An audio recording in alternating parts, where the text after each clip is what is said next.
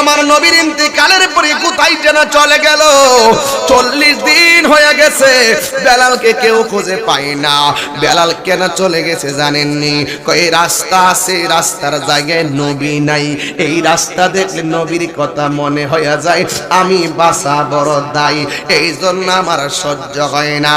এই বেলাল 40 দিন পর সব মানুষ বেলাল কই গেল, ইসলামের প্রথম মুয়াজ্জিন কোথায় গেল, যার আযানের ধ্বনি গিয়ে আর সে আজিমে ধাক্কা লাগতো, ওই বেলাল কোথায় গেল? দেখছিনি পাগলের মতো পাগল হইতে পারলে? বেলাল কই আমি নবীর বিরোগে চলে গেছি মদিনা যাইরা বহু দূরে। 40টা দিন যখন হইয়া গেল, আমি স্বপ্নে দেখলাম আমার নবী আমার ঘুমের ঘরে হাজির হইয়া গেছে। আমার নবী আইসা ডাক দিয়া বলে, বেলাল গো, বেলাল গো,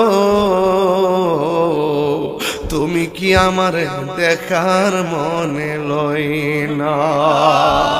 বেলালকে আমার আনি ভাই লাগুল আবার জ্বললা উঠছে, জ্বালা জোড়ায় না, জ্বালা জোড়ায় না রে, জ্বালা জোড়ায় না, জ্বালা জোড়ায়।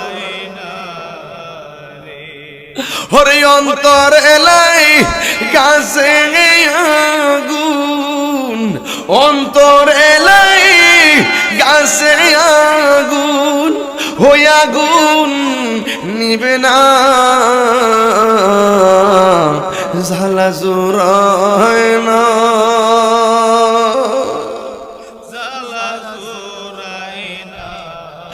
নবীরে যদি আব্দুল্লাহপুরের কেউ স্বপ্ন দেখে এই মুহূর্তে কেন তাহিরি নবী নবী করে, কেন আব্দুল্লাহপুরের মানুষ নবী নবী করে, কেন আমার ভাই হানিফ ভাই নবী নবী করে, আমার চেয়ারম্যান ভাই কেন নবী নবী করে? দুনিয়ার কাউরে দেখলে জীবনের গুনাহ মাফ হবে না, আমার নবীরে দেখলে জাহান্নামের আগুন হারাম হয়ে যায়।